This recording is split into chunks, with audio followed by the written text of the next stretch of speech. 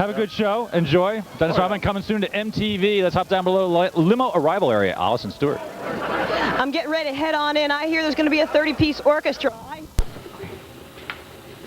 Imagine for a moment that you have brought home a new life that you have just brought into the world. You tried for so long to have this child, and now he or she is finally in your arms. Life is grand. You have everything going good for you.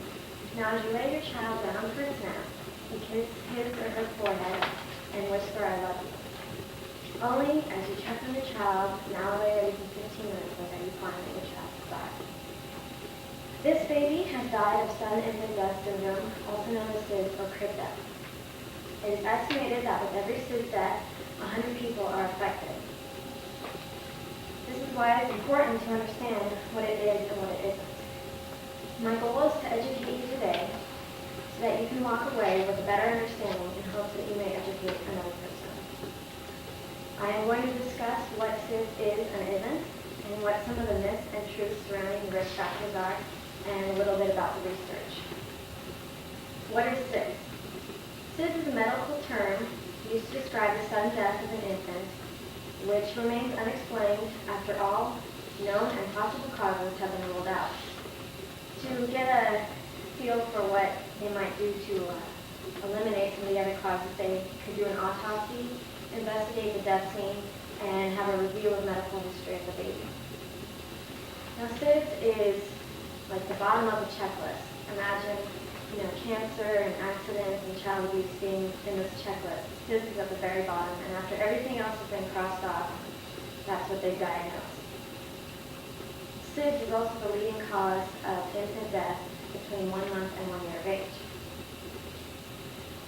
It overcomes cancer, heart disease, pneumonia, child abuse, AIDS, cystic fibrosis, muscular dystrophy, and accidents all combined, according to the SIDS Alliance. 7,000 to 8,000 children die in the U.S. a year of SIDS alone, which comes approximately to one baby every hour, each day and night. This research was done by Dr. Thomas G. Keynes, Professor of Pediatrics, University of Southern California of Medicine, given at a SIDS conference in Palm Springs. Conservative estimate shows 7,000 to 10,000 more deaths have occurred because of SIDS than those of polio in the United States alone. SIDS affects all social and economic and ethnic groups, including Robert Redford and his first wife had a child die of SIDS, and so did Lloyd and Dorothy Bridges, who are parents of Jeff Bridges. Would have been my middle child. Lloyd and Dorothy are both still very active in the SIDS organization. With many of the deaths, no sign of serious illness has occurred prior to the death. It happens while sleeping, it happens quietly and quickly, and there's no suffering of the child. There's no known cause. Discovering possible risk factors can give us clues as to what causes SIDS. Because there's no known cause, this also means that there is no way to prevent SIDS. Nothing a parent can do or did cause the baby to die. We know more about what it's not.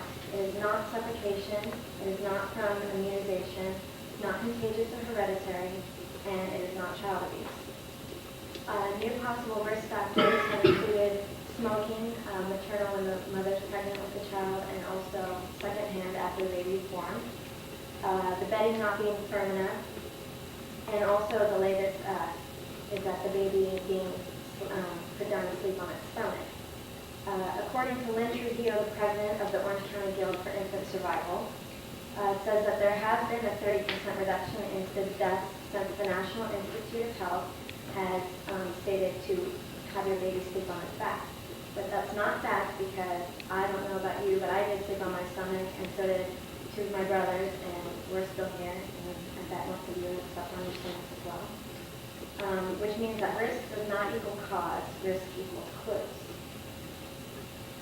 Because SIDS affects so many people, research is important. It has been investigated for decades, and it has been mentioned in the Old Testament of the Bible. Risk factors with babies have been investigated as well, with the environment that I mentioned earlier about smoking and the bedding, and also brain of these have been researched as well.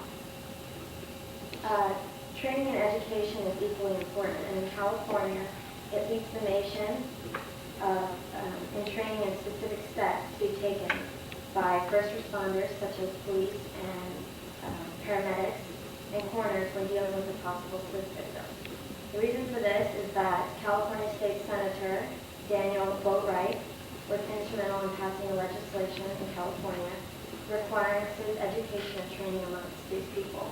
Because back in 1988, his top aide had lost his son to SIDS, and he found it very important to further the education.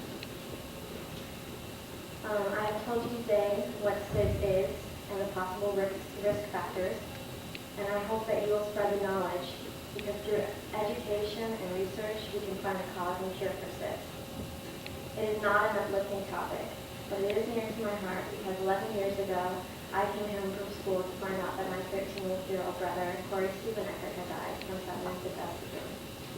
Since his death, approximately 88,000 deaths have occurred in the United States because of SIDS, which is kind of equivalent to the population of Mission Viejo.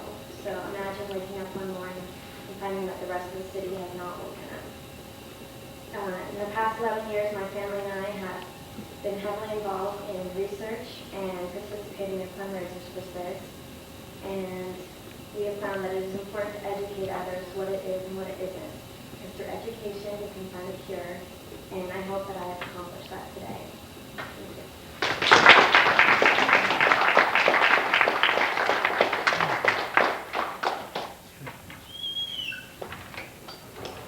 We now have an example of a very good clincher now.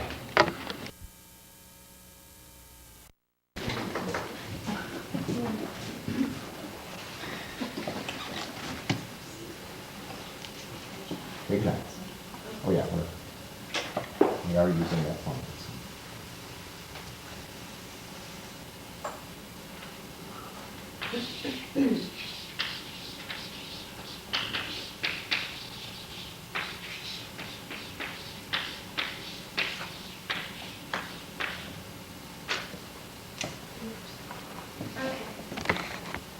Imagine that it's 40 degrees outside. All you're wearing is thin, worn-out shirt and a pair of pants. You're sitting outside a restaurant, hoping to catch the attention of somebody that's passing by, or maybe one of the waiters, and hope to get some food. A man in a three-piece suit walks up, and you ask him for money. He denies you, and you lower your head and listen to the jingling of the change in his pocket as he walks away. Your stomach is empty, your happiness is gone, and your home is non-existent. This is a perfect example of a day of a homeless person. It's important for us all to understand homelessness because it could happen to any of us. Today I hope to encourage you all to fight against the war of homelessness. First of all, I'm going to tell you why homelessness is significant, who it harms, why it persists, and what we can do about it. Homelessness is a problem that almost every major city in America faces. The Human and Urban Development Organization, otherwise known as HUD, suggests that there are over 2 million Americans living on the streets. But this report is done based on shelters, soup kitchens, and other social aids, and so there are many more that aren't accounted for. They think that if all of the homeless people were to gather in one area, it would make up the 9th largest city in America. Homelessness hits us close to home because actually in the Washington Post on October 3rd, 1996, they claimed that 42,000 homeless people lived in Los Angeles. And on September 3rd, 1996, an issue of Christian Science Monitor claims that 50 to 80,000 people live on the streets in Los Angeles. The LA Times reported that on December 4th, that Orange County has 10,000 individuals that are either homeless, have no permanent home, or soon will become homeless. Many people have misconceptions about homeless people. They're not all just single people down on their luck.